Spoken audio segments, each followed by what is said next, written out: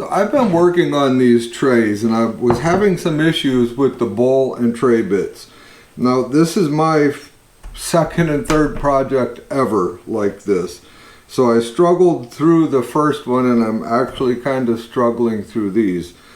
So I've decided to buy some different bits. And if you guys are going to make any of these trays, I'm going to save you a lot of headache in finding the bits that you need to do this the way you need to do it.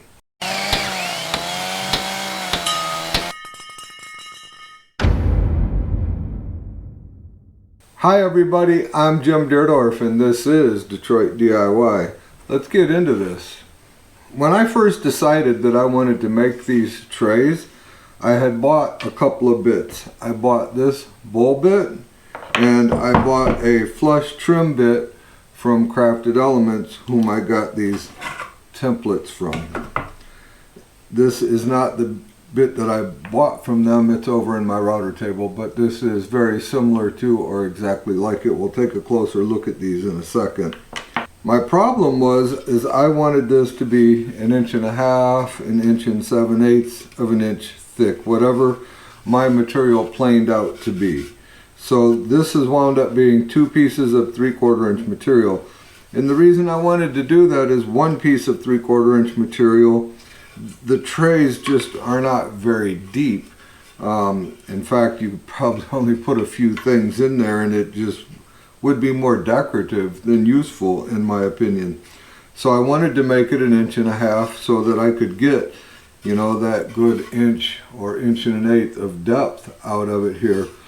And I've got that, but that also created a whole host of new problems. The problem being the bowl bit that I have was not going to work for me to get this depth. And the bowl bit didn't really stop me. Maybe I could have pushed it and got the depth that I needed. The real problem was the flush trim bit. Now my router is 1/4 inch collet, so I've been using everything 1/4 inch. And you can get some different bits for a 1/2 inch router. And just so you know, a collet extension for my router would not help me out here because you can't have the collet banging into the side of the material. The flush trim bit won't reach that full 1.5 inch of material, as you can see. Wouldn't be able to do it. So what I had to do was basically build the bottom in its entirety with the template. Then I traced everything onto the top piece with the template, cut it with the jigsaw, and glued it on. Now I didn't cut it perfect, I left some material here.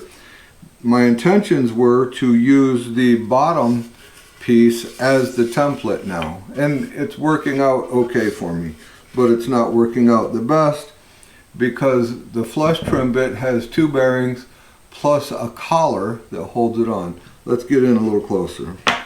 This is a good quality flush trim bit, and as you can see we have 2 bearings and we have the retainer that holds these 2 bearings on, and that's a significant amount of depth. And what was happening was exactly this. The bearings would basically hit the bottom and I would just barely be trimming the wood, and what happens is that's going to leave a groove down there because that's rubbing on the edge. In fact, I did tried it and I rubbed up a little bit in here. You can see that line in there.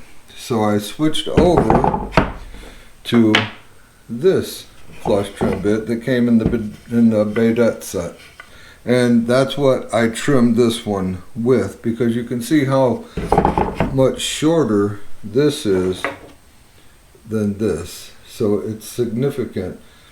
But the problem is this is a very inexpensive bit, and while it still feels kind of sharp, I put a real beat down on it just doing this little bit of material here. So what I've done is I've went to Rockler. I ordered one online right here. It's a compression bit and it's a very nice bit, and from the picture I was hoping it would work for me. But it's not going to work because the picture just didn't show that nut very well right there. So that is actually more or equal to what I already had, which just isn't going to work. There's too much right here. So this morning I ran down to Rockler. I have a local Rockler here, and I picked up these guys, and these are from Rockler. Not sure who makes them. They come with a nice little protective wax on it. This one's still on there, wrapping it all up. And I have the other one currently in my router. And as you can see, the distance between the two is significant. So that is allowing me to get in here and do these trays. It's even a little bit less than what this is. Well, it's equal to what this is over here. So this is working out really good for me. Now the next problem is, or what I want to not do anymore, is to make these in two pieces. I want to be able to glue this together. So I've been on the hunt for the bowl bit, a good quality bowl bit that will make this entire reach. So I've bought this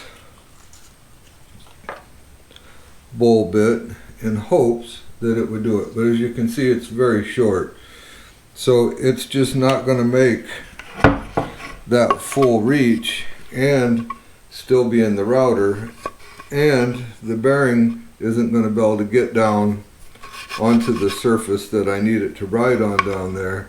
So, well, it would. I could probably maybe use this one, but I would just have to go little by little by little. It'd take a long time to get that out.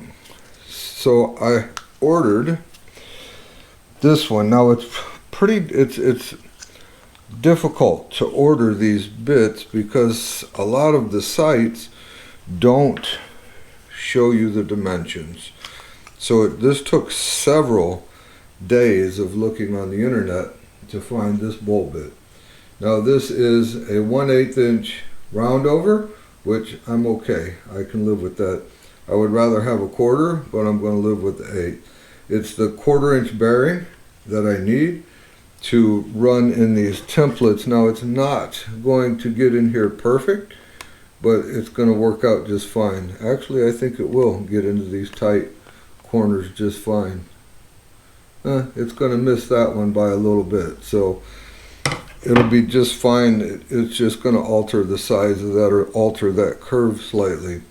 But what it is going to allow me to do is to basically make the insides of these in one piece. Look at that. Look how much shank is still out, almost all of it. So this is going to work out perfect for me to glue these together. Now I'm still going to have to put the template on and basically cut the outside edge of one of the pieces before I glue them together, because I do not have, nor can I find, other than in a 1/2 inch bit, and I might step up to a different router to be able to do it later, but I'm okay with it now. I'm going to have to trim out the bottom piece, or one of the two pieces, it doesn't matter which one, before I glue them together. Then the inside I can do once they're all glued together, thanks to this bowl bit that I found right here. So I'm going to put a link in the description for all these bits that I've found, these two bowl bits. I'll put a link in for this longer flush trim bit. This is a very nice compression bit, and I'm looking forward to using it, but it's not going to do the purpose of what I need right now. And I'll never be stuck in this situation again where I'm doing these completely in two pieces. This is going to, for now on, be kind of a one-piece process, and I may do a video on that in the near future, but for right now, this is what I've got. I've been working on this one. I still have to obviously trim off the outside of this one. The first one of these that I did, I had some alignment issues. So I didn't jigsaw these out as much as I did the other ones. So there's was a significant amount of material, kind of like what you're seeing here, a lot of material. So what I'll have to just take my time in the router table and take that away little by little. I can't do it all at once. And it was the same thing here. I left a significant amount of material in the middle. I've got a couple of little problems here. As you can see, the bearing or the end of the router bit got in there and made me a little mess at the bottom. So I had that bit set just a little bit too deep. So when I do this one's just fine. I did this one the other day, and then I waited for these other bits to arrive and went to Rockler to do this one, and it's more messed up than that one. But this one I'm going to take my time. I'm going to get that bit set up exactly where I need it so that it's not rubbing the bottom, and see what we get. But like I say, from now on these will be glued together. I will remove the excess material with the drill press and a Forstner bit, and then this process will be a whole lot easier than what I'm dealing with now. Let's get this clamped down and we're going to finish this last one. I'm going to put a link in the description for these bits that I've used, and I'll make sure that I label it out, or these bits that I've shown you, and I'll label it out. Now this is probably 4 weeks worth of me researching and buying some different bits to figure this out for these bits right here. And I'm really happy with my choices, and they all have their place. I'm most excited to try this longer 3-bladed bowl bit right here. That'll be in a future project. I've got the depth set on this one that I got from Rockler. It's in my router and it's ready to go. I am not going to film every bit of this because this bit is kind of loud, as you're going to see. So I'm just going to start grazing this out of here because there's a lot, and it was a little hard for me to get all the glue out from underneath. So there's a little glue ring that's causing me some issues. That's why it'll be so good to be able to do this in one piece. Let's get this out of here.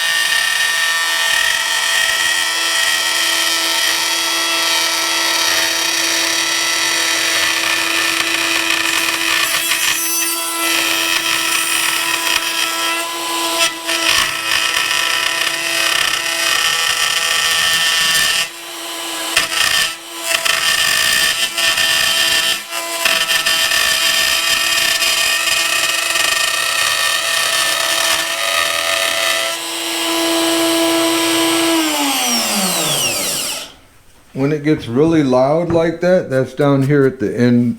Basically, I'm routing end grain, and it doesn't like the end grain very much. I don't think any router bit really likes to go through the end grain very much.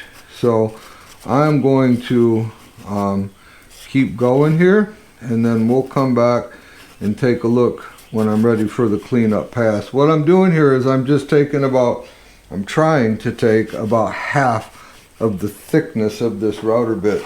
So I'm going really light on what I'm doing with the router bit. In fact, it's not hot at all. And that's what I want. I don't want to get the router bit hot. I don't want to bog the router. I just want to remove the small amount of material at a time until I can finally get that bearing up against the edge and get it trimmed out like the bottom one. Okay, I've got this one all cleaned out. As you can see, creates a lot of chips, a lot of friggin' mess, but we got it. So now I still obviously have to do the outside edge, But this video is just about these flush trim bits and the bowl bits. So there we have it. There's a little bit of a lip left down here from the wood glue, but that's going to be no problem to get that sanded out. So I kind of already sanded on this one a little bit and this one just a little bit. There's still some little rough areas that need to be sanded out. But now, as far as the inside is concerned, it's just about a bunch of sanding. Like I said in the beginning, this is my second and this is my third one of these trays that I've ever made. So I'm going through a learning curve. I'm making mistakes. That's why I'm posting these videos. If you're interested in making something like this and you're just not sure how to do it, go down in the description. All of these are on Amazon. I'm going to post a link to each and every one of these bits with a description of what they are. I'm also going to put the item numbers for the Rockler flush trim bits that I got, and that will greatly help you in succeeding in building this type of a project. What I can say is that if you want to do something like this and you just haven't because you're afraid it won't be a success, what you just have to do it. And you know, we learn by our mistakes. That's what I'm doing here. These are not going to be perfect by any means, but they're going to be good enough that no one's going to know in the end that I've made some mistakes here. Yep, I'm going to be doing a little more sanding than I probably should or would needed to have done, but in the end these are going to clean up and look very nice. With a little more router work and a lot of sanding, I got these done. They've got their first coat of oil on them. I'm really happy with how this one turned out. It's we've got walnut, a thin strip of cherry, maple, and then repeat on the other side. I really like how that turned out. And I'm really happy with how this turned out. The line where the bearing touched the bottom, I got it cleaned up pretty good, but there's still a little bit of it there. But it just adds a little bit of character at this point in time. So I am pretty happy with this. I'm going to get 2 more coats of oil on it and then the conditioner, and these will be done. Also, to help me get into these tight corners, I picked this guy up on Amazon. A little less expensive than a Dremel. It's rechargeable, and I picked up these sanding discs and drums. It was a whole, like 100 pieces, or I don't know, a bunch of pieces. Anyway, I'll put links down in the description for those sanding drums and this unit right here, along with all of these router bits that I used to complete this project. I am going to be making another video in the future utilizing some of these other router bits that I got and completing this project in less steps than what it's currently taking me to do it, hopefully saving some time and getting a better project. So that sounds really good to me. That's all we got for this time. If you haven't subscribed yet, I would greatly appreciate it if you would consider doing so. If you enjoyed yourself, click on one of those 2 videos that are going to pop up next to me. And remember to always respect the power of your power tools. We'll see you soon.